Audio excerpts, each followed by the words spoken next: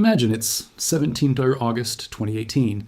You're a 36-year-old government worker living in Buenos Aires, Argentina. Your name is Fabian Pinella, and for 10 years, your life has felt steady enough to plan around.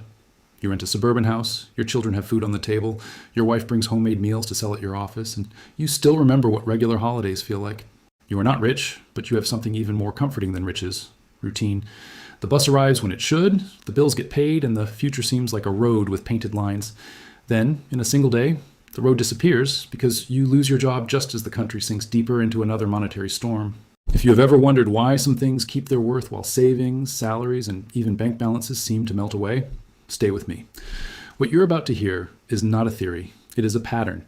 It has happened before in different countries and different decades, and it leaves the same footprints every time. And if you find value in this kind of historical clarity, subscribing takes 2 seconds and keeps you ahead of what most people never see coming. Pinella did not wake up that morning expecting to become part of an old story. Almost nobody ever does. Crises do not feel historical when you're inside them. They feel personal. They feel like moving back in with your parents because the rent is too high now. They feel like sending out resumes and hearing nothing back. They feel like standing in a grocery store, holding the same package of food you bought last month, and realizing it now costs far more while your income has gone the other way. That is the first lie every collapse tells. It tells people this is sudden. It tells them the floor gave way overnight. But history shows something colder. The floor usually rots first. Debt grows. Promises pile up. Banks lend too much. Governments defend exchange rates they cannot defend forever. People are offered easy confidence. A high interest rate here. A hard currency promise there. A quiet assurance that the system is solid. Then one day the mask slips, and everyone discovers that a number on paper is not the same thing as a claim on real life. That is what this video is about. It is about the 6 assets that have again and again held value better than ordinary paper claims when whole systems start to fail. Not perfectly, not magically, but better. Gold and silver. Cash and a strong outside currency. Productive land.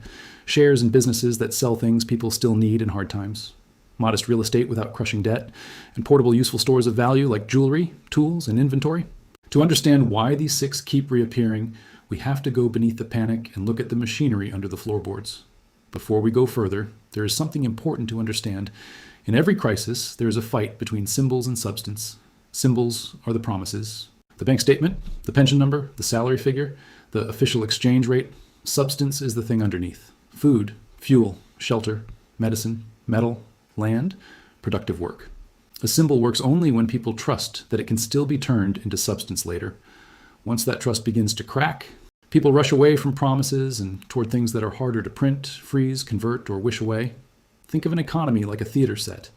From the audience, the city looks solid. Painted doors, painted bricks, painted windows. But behind the wall, there may be nothing but wood supports and empty space. Most of the time, nobody notices because the play keeps moving. A crisis is the moment when someone leans on the painted wall and goes straight through it. Suddenly, everyone asks the same question at once. What is actually real here? That is why cash in the local currency can fail, even while money appears to be everywhere. It is why a bank deposit can become less useful than a few bills hidden in a kitchen drawer. It is why a bracelet can matter more than a bond. It is why a small farm, a delivery truck, a grocery shop, or shares in a company that still sells bread, fuel, soap, or electricity may survive better than elegant financial promises. In calm years, this truth is easy to ignore. In bad years, it becomes the whole story. History does not say one asset saves everyone. History is not that kind. It is more like a river in flood. You do not ask which stone will stop the water. You ask which ground stays highest longest. And when we look across Germany in 1923, Argentina in 2001, Zimbabwe in 2008, Cyprus in 2013, Greece in 2015, and Lebanon after 2019, the same 6 kinds of ground keep rising above the waterline. The first is precious metal, and not because of romance. Gold has survived so many breakdowns because it sits outside the promises of any one government or bank. It does not need a central banker to keep believing. It does not need a finance ministry to roll over debt. It does not need a bank holiday to end. It is simply there, indifferent, like a lighthouse that does not care who is in office. Look at Lebanon. Before the banking crisis, many Lebanese believed their dollar deposits were safe. The currency had been pegged for years. Banks offered remarkable returns for new deposits. To ordinary savers, that looked like proof.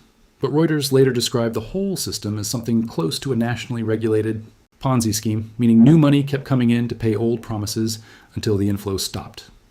When it stopped in 2019, banks shut their doors to normal freedom. Savers were locked out of dollar accounts or allowed to withdraw money that was worth only a fraction of what they had put in. The Lebanese pound, which had sat at 1,500 to the dollar before the crisis, collapsed to a street rate around 23,000 by January 2022, after even worse spikes. The World Bank called the broader collapse one of the most severe global crisis episodes in modern history. This is what systemic failure looks like in real life, not a movie explosion. A line outside a bank, a medicine shortage, a parent doing exchange rate math before buying dinner, and then something old returned: gold. The Associated Press reported that Lebanon's central bank held 286 tons of it, around 9 million ounces, a reserve whose value at one point reached about $50 billion, more than double Lebanon's own GDP. But even more revealing was what ordinary people did. They lined up to buy gold and silver coins, medallions, bars. Women spoke openly about jewelry not as decoration, but as emergency wealth. One woman, Aliyah Shihadeh, described it in the oldest possible way. If a woman gets into a tough situation, she can sell her gold. In other words, the necklace was not fashion. It was a private bridge to future survival. Now look at Zimbabwe. By late 2008, the local currency had become a joke too cruel to laugh at. Reuters said official inflation was 231 million%. Economist Steve Hanke's estimate put the peak monthly inflation in November 2008 at 79.6 billion%, with prices doubling roughly every 24.7 hours. Imagine a loaf of bread costing one amount when you leave home and another before you get back. Imagine wages turning into smoke between breakfast and sunset. Zimbabweans did what people always do when paper money becomes a trap. They escaped into other measures of value: foreign currency, shares, hard goods, gold where possible. The state itself eventually had to accept reality and dollarize. That is the hidden confession every failed currency makes. It finally admits that the public had been right to run. This brings us directly to the first lesson. Gold and silver are not important because they are shiny. They are important because in moments of distrust, they become no one else's liability. That phrase sounds technical, so let's make it plain. If you hold a bank deposit, somebody else must honor it. If you hold a government bond, somebody else must pay it. If you hold gold in your hand, there is no middleman standing between you and the value. In quiet times, that seems boring. In a crisis, boring becomes priceless. Here's something I want you to think about before we go further. If your savings can be frozen, converted, inflated away, or trapped behind a bank counter, do you really own them in the way you think you do? Drop your answer in the comments. Seriously. Because what comes next is the part of the story that turns panic into pattern, and once you see it, you start noticing it everywhere. The second asset that keeps holding up when everything else falls is strong outside cash, not just cash in general. Cash that lives outside the weak system and outside the weak currency. The difference matters. During calm years, people chase yield, which means extra return. They leave money in banks because banks pay interest or because moving it feels paranoid. Then capital controls arrive. Capital controls are rules that stop people from moving their own money freely. And suddenly, 100 units of outside money can matter more than 100,000 units trapped inside the wrong institution. Argentina is one of the clearest examples. In the 1990s, the country ran a one-to-one peg between the peso and the US dollar. A peg is a promise that one money will stay fixed to another. It can create confidence for a while, the same way a painted bridge can look strong from a distance. But if the supports weaken, the promise becomes dangerous because everyone is leaning on the same illusion at once. By 2001, more than 2/3 of Argentine bank deposits were denominated in dollars. People trusted the system because it looked disciplined. Then markets began to doubt the government could maintain the peg. The run started quietly and then accelerated. According to the Yale School of Management's case study on December 1st, 2001, authorities restricted withdrawals from demand deposit accounts to 250 Argentine pesos, or $250 US per week per account holder. Reuters later reported that about $40 billion in deposits were frozen in the wider corralito, the little corral, the little pen that trapped people's money. Within weeks, riots broke out, ATMs were vandalized, supermarkets were looted, and the government defaulted on $141 billion of foreign debt, one of the largest sovereign defaults in history at the time. Now watch what separated pain from relative protection. People who held pesos inside the system were hit. People who held dollars inside the system were also hit because being right about the currency was not enough if the door itself was locked. That is the cruel genius of a banking crisis. It does not only attack bad judgment, it also attacks access. The winning move, if it can be called that, was not merely to own strong money. It was to own strong money beyond the reach of a local freeze. This is why Argentines developed a deep cultural instinct for cash outside banks. Reuters, writing years later, described how the ghosts of the 2002 corralito still pushed people to stash savings at home. That memory is not irrational. It is historical memory burned into household behavior. A crisis teaches like fire. Once people touch the stove, they do not need a lecture. Greece in 2015 showed the same pattern in a different costume. Greece was in the euro, which meant people thought they were protected by a larger currency union. But when the debt crisis hit its worst phase, protection turned out to have conditions. The British House of Commons briefing said the European Central Bank froze emergency funding to Greek banks, leading Greece to impose capital controls, shut banks for 3 weeks, and severely limit foreign transactions. Reuters reported that the bank stayed closed and the ATM withdrawal limit remained €60 per day. €60. In a modern European country, not in a war zone, not in a failed colony, in Greece, that is how fast normality can shrink. And this is where history gets uncomfortable. The euro itself did not collapse, but access collapsed. The unit of money survived. The freedom to use it did not. That distinction matters because it shows why outside liquidity is one of the few things people value more than paper wealth during a panic. The person with €10,000 trapped in a bank may be poorer in practice than the person with €800 in cash at home. One owns a claim, the other owns time. Cyprus in 2013 drove the point even further. There, it was not just access that changed. Ownership changed. Reuters reported that deposits above €100,000 at Bank of Cyprus were first partly converted, with 37.5% turned into equity and another 22.5% held as a buffer. Later, the final conversion on uninsured deposits reached 47.5%. At Lakey Bank, Reuters said about €3.4 billion in deposits were wiped out, leaving savers with at most the €100,000 insured ceiling. Think about what that means. A bank deposit, which many people treat as settled fact, became a rescue tool for the bank itself. The depositor became the shock absorber. So the second lesson is simple and brutal. In systemic stress, outside strong cash is not the same asset as inside bank money. They may look identical on good days. On bad days, they are cousins, not twins. The third category is productive real assets. And this is where the story becomes less obvious. People often think collapse rewards only hoarders, but history shows another path. It also rewards ownership of things that continue to produce, move, or sell what human beings still need. Land that grows food, companies that sell fuel, firms that own mines, shipping, power, rails, warehouses, mills, or basic goods. These assets do not float above reality. They are tied to it by chains. Weimar Germany is the classic case. Before the First World War, the exchange rate had been just over 4 marks to the US dollar. By 1920, the mark had lost around 16 times its pre-war value. Then the slide became a plunge. Britannica notes that by July 1922, prices had risen by some 700%. By November 1923, one US dollar was worth 1 trillion marks. Million mark notes gave way to billion mark notes.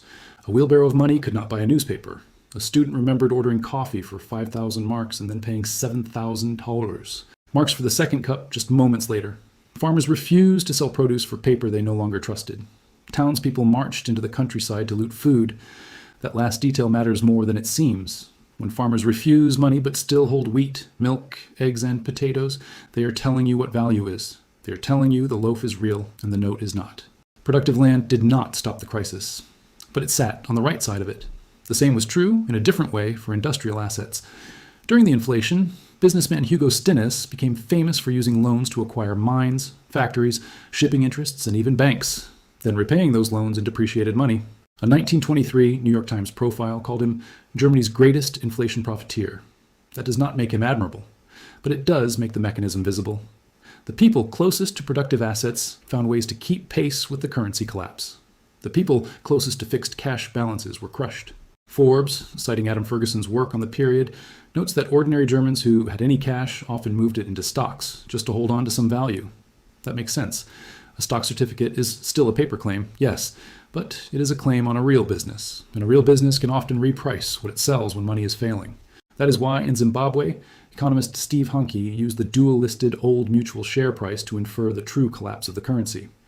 A share traded in Harare and London became a kind of truth machine. The business underneath the paper was more stable than the paper surrounding it. Now, here is where it gets interesting. Productive assets are not important because they are expensive. They are important because they can move with reality. A bakery can raise the price of bread. A farm sells food at the new market price. A mine sells metal. A utility still bills for power. A warehouse still stores goods. Their owners suffer too, of course. Crises hit everyone. But these assets bend with inflation and scarcity in a way fixed wages, pensions, and cash savings do not. They are like trees in a storm. They may whip violently, but they are still rooted in the ground. This is also why modest real estate can matter, especially when it is not drowning in debt. A home is not just an investment line on a spreadsheet. It is shelter. In bad times, use value matters. A debt-free apartment in a functioning neighborhood does not solve monetary collapse, but it can keep one giant expense from rising as fast as everything else. Likewise, tools and inventory matter because they sit one step from need. A mechanic's tools, a shopkeeper's stock, a carpenter's van, a jeweler's gold chain. These are not abstract claims. They are working parts inside real life. Most people will never know what you now know. Most people will keep trusting systems they do not understand because those systems worked well enough yesterday. If you are still here, you are not most people. Hit subscribe, because the next part is where the separate stories lock together, and once they do, the pattern becomes very hard to unsee. Now look at all three together. Lebanon, Argentina, and Greece, and Cyprus, Weimar Germany, and Zimbabwe. Different countries, different decades. Same result. In each case, the public was told, in one form or another, that the structure would hold, the peg would hold, the bank would hold, the note would hold, the account would hold, the pension would hold. Then stress hit the joint where promises meet reality, and the same thing happened. Nominal wealth, which means wealth measured in numbers, began to detach from real wealth, which means command over actual goods and options. The same mechanism, different countries, different decades, same result. Money inside a fragile system becomes less valuable than money outside it. A claim on a bank becomes weaker than a claim on a hard asset. A salary set in local paper becomes weaker than ownership of something that can be repriced. Jewelry stops being jewelry and becomes emergency liquidity. A farm stops being picturesque and becomes strategic. A boring utility stock, a warehouse, a grocery business, or a small apartment with no giant mortgage suddenly reveals a strength that bull markets hide. This is not mystical. It is accounting meeting human fear. When too many promises rest on too little real backing, the adjustment has to land somewhere. It can land in inflation. It can land in devaluation. It can land in capital controls. It can land in deposit haircuts. It can land in unemployment and wage collapse. Often it lands in several places at once. But however it lands, the people who hold pure promises get hit first and hardest. That is why the 6 assets in this story keep returning. Gold and silver because they stand outside institutional trust. Strong outside cash because access matters as much as denomination. Productive land because people still need to eat. Shares in essential businesses because those businesses can reprice and keep functioning. Modest low-debt real estate because shelter does not vanish when the currency does. And portable useful stores of value such as jewelry, tools, and inventory because they can be sold, traded, or used directly. In a collapse, the market stops rewarding elegance and starts rewarding friction with reality. At this point, the pattern becomes impossible to ignore. But patterns are not just about assets. They are also about people. And the human side of this story is where the numbers turn into something harder to forget. Who gets hurt most when everything falls? The historical record gives a grim answer. The middle class built on fixed claims. Wage earners paid monthly in local currency. Pensioners living on set payments. Savers who trusted banks, small business owners with cash and accounts, but little room for interruption. People who did what every responsible society tells them to do. Work, save, trust the institution, avoid drama. In a stable system, those habits build a life. In an unstable system, they can turn into a trap. Think back to Weimar. Britannica describes pensioners starving while food riots spread and townspeople looted farms. Hyperinflation, which means prices rising so fast that money loses value faster than people can spend it, does not hit everyone evenly. It attacks those who cannot reprice. A coal merchant can change the price board. A farmer can hold back produce. A pensioner cannot renegotiate the month. Now go to Zimbabwe. Reuters reported that more than half the population needed food aid during the 2008 collapse, and that gold output, one of the country's main foreign currency earners, fell by 50%. Imagine being paid in a currency so weak that the shopkeeper wants something else by afternoon. That is not just inflation. That is social acid. It eats contracts, savings, trust, and eventually memory itself, because people stop believing numbers mean what they used to mean. Go to Cyprus. There, the blow landed on bank depositors, especially those above the insured threshold. Many were wealthy, yes, but not all of them were cartoon villains hiding yachts. Some were business owners holding payroll money. Some were families who thought the phrase insured deposit was enough to relax. And once the bail-in came, they learned that a bank account in tow, a systemic crisis, can become part savings vehicle, part policy instrument. They had been standing on a platform that turned out to be a trapdoor. Go to Greece. When ATMs are capped at 60 euros a day, planning changes, a parent thinks in cash envelopes, a shop owner thinks in tomorrow's opening float, a patient thinks in medicine refills. The New York Times described Greeks pulling money from banks and storing cash and valuables at home, then facing rising burglaries. That detail is painful because it shows the trade-off so clearly. Keep money in the bank and risk restriction. Keep it at home and risk theft. Crisis narrows the hallway. It forces people to choose between bad and worse. Go back to Lebanon. Reuters said savers were locked out of dollar accounts or told that funds they could access were worth only a fraction of the original value. The AP described crowds lining up to buy precious metals. Why? Because once trust in the bank breaks, people do not want yield anymore. Yield is the extra return you get for taking risk. In a collapse, people stop asking, what pays more? And start asking, what can I still touch when everyone is lying? This is where the winners, if we can even use that word in human suffering, look different from the average household. They are often not the smartest people in the room. They are the people who understood that a crisis is less like a lottery and more like a change in gravity. When gravity changes, the things attached to the ground suffer less than the things hanging from the ceiling. The historical record shows that gold holders often did not become rich overnight. They simply lost less purchasing power than savers and paper claims. People with outside dollars in Argentina or Lebanon did not escape pain entirely. They retained options. Farmers in Weimar still lived in chaos, but they held something the city needed. Owners of productive businesses in inflationary eras still faced risk, but their assets could move with prices better than a passbook savings account could. Families with modest debt-free shelter did not feast, but they were not negotiating rent hikes and currency collapse at the same time. Mechanics with tools, traders with inventory, jewelers with metal, and shopkeepers with stock all held something closer to life than a line on a statement. The question is not whether this pattern will repeat. History has already answered that. The only question is whether you will see it before it sees you. If this channel helps you think differently about the world you live in, subscribe. It costs nothing, and it might change everything. So what did the survivors tend to do differently? Not perfectly, not heroically, but consistently. The historical record shows that those who came through these periods largely shared three characteristics. First, they respected access, not just value. That sounds abstract, so let's make it concrete. A person with money they could actually reach often did better than a person with more money they could not. Access was the hidden asset. It was the oxygen tank. In Argentina, a few dollars outside the corralito could matter more than a large deposit inside it. In Greece, physical cash bought time. In Lebanon, the difference between a trapped digital dollar and a real dollar in hand became the difference between illusion and choice. Second, they stayed close to use value. Use value means something is worth something because it does a job even if markets are in chaos. A home shelters, land produces, a tool earns, inventory sells, gold can be traded.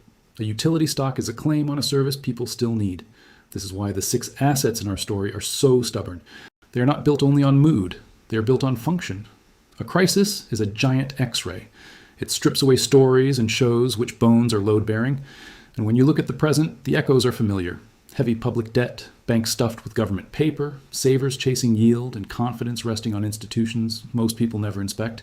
Third, they avoided concentration in fragile promises. They did not build their whole world on one bank, one currency, one government guarantee, one paycheck, one polite assumption. History shows that fragility loves neatness. People say, my salary goes here, my savings stay here, my pension comes from here, my mortgage is here. It feels organized. Then one broken institution pulls half the house down with it. Survivors, by contrast, often looked untidy. Some cash here, some metal there, a family business, a small plot, a store of inventory. A little less yield maybe, but a lot less dependence. Notice what I am not saying. I'm not saying there is one perfect formula. There is not. A farmer in 1923, Germany, lived through terror. A gold holder in Lebanon still lived in a broken state. A Greek family with cash at home worried about burglary. An Argentine with dollars still faced unemployment, recession, and social unrest. History does not offer purity. It offers probabilities.